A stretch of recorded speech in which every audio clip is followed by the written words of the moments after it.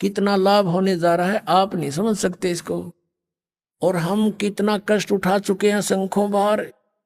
ये तो एक बार के गधे का एक दिन की बता रहे हैं, ये कष्ट एक दिन में ऐसा होता है, और एक गधे का जीवन कितना है। अब इसलिए बताते हैं सतगुरु के उपदेश का, जय सतगुरु की संगत करते सकल कर्म कट जाई, अमरपुरी पर आसन होते जहां धूप ना छाई। यदि सतगुरु की संगत करते, शरण में आ जाते, ये नकली सतगुरुओं की नहीं बात बनती, तो कहते हैं ये कैसा दुख आपके ऊपर हो रहा है, किस प्रकार बाईपास निकालेंगे संत। अब कितने दुख होते हैं प्राणी पर। आध्यात्मिक मार्ग को आध्यात्मिक घटनाओं से ही तोला जाता है, किसी के कहने मात्र से नहीं। आपको दिखाते हैं इतिहास, एक पुण्यात्मा का उसके ऊपर कितनी आपदाएं आई, और जो धन आपको प्राप्त होने जा रहा है, जो ज्ञान और भक्ति और विधान आपको मिलने जा रहा है, उससे आपको कितना बेनिफिट होगा, कितना राहत मिलेगी।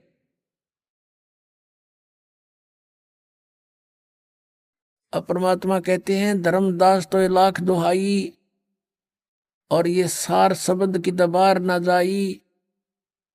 आज तक जो परमात्मा ने इस तत्व ज्ञान को और इस तत्व नाम को, सार नाम को, असली मंत्र को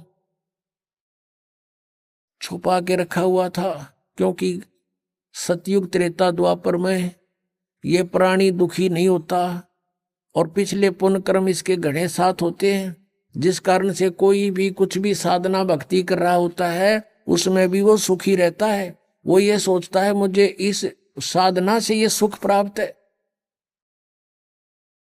इस कारण से सतयुग त्रेता द्वापर में परमात्मा ने काल को छूट दे दी थी। इसने डिमांड की, प्रार्थना की करके मांगा था और कह दिया था ठीक है भाई, 3 युगों में हम नहीं ले जाएंगे प्राणी, और चौथे युग कलयुग में हम ले जाएंगे। तो आज से कलयुग से पहले का कोई इतिहास दिखा दो, कोई मुसलमान न्यारा बना हो, या ईसाई अलग बना हो, या कोई जैनी अलग बना हो। हम वेदों अनुसार साधना करते रहे, एक ही हमारा इतिहास था। वर्ण केवल कर्म आधार से थे। अब कलयुग में देख ले कितना हमारे अंदर कितनी इसने फूट डाल दी।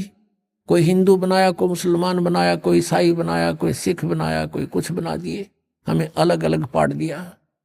इसको डर था कि कलयुग में परमात्मा से वायदा हुआ है वो आएंगे या अपना कोई दास भेजेंगे अपनी शक्ति देकर, तो उस समय तक ऐसा कर दो इन प्राणियों को ये कति कंडम हो जाए, एक दूसरे के शत्रु हो जाए, कोई एक दूसरे की साधना को गलत बता दे तो मरना तैयार हो जाए। ऐसे समय में परमात्मा ने ये स्टार्ट किया है। लेकिन ये बुद्धिहीनता हमारी, मान ले मैं आपके मार्ग को गलत बता रहा हूं और आपको कॉन्फिडेंस है सही है, तो मेरी बातें ना सुनो, इसमें झगड़े की क्या बात है। तो ये काल ही करवाता है। लेकिन अब परमात्मा की मेहर होगी अपने बच्चों पर, समाज शिक्षित है, सब इतिहास हमारे पास है, हमारे सदग्रंथ प्रत्येक धर्म के, प्रत्येक धर्म वालों के पास है। अरदास उसमें बताओगे ऐसा लिखा, आप खोल कर देख लेना, बात समझ में आ जाएगी। तो अभी तक हम सतगुरु ना मिलने से कितना कष्ट उठाया। सतगुरु के उपदेश का लाया एक विचारे, जय सतगुरु मिलते नहीं फिर जाते नरक दुआरे। नरक द्वार में दूत सब करते खेचा ताने, उनसे कभू ना छूटता फिर फिरता चारों खानी। चार खानी में भरमता कबू न लगता पारे, सो फेरा सब मिट गया मेरे सतगुरु के उपकार।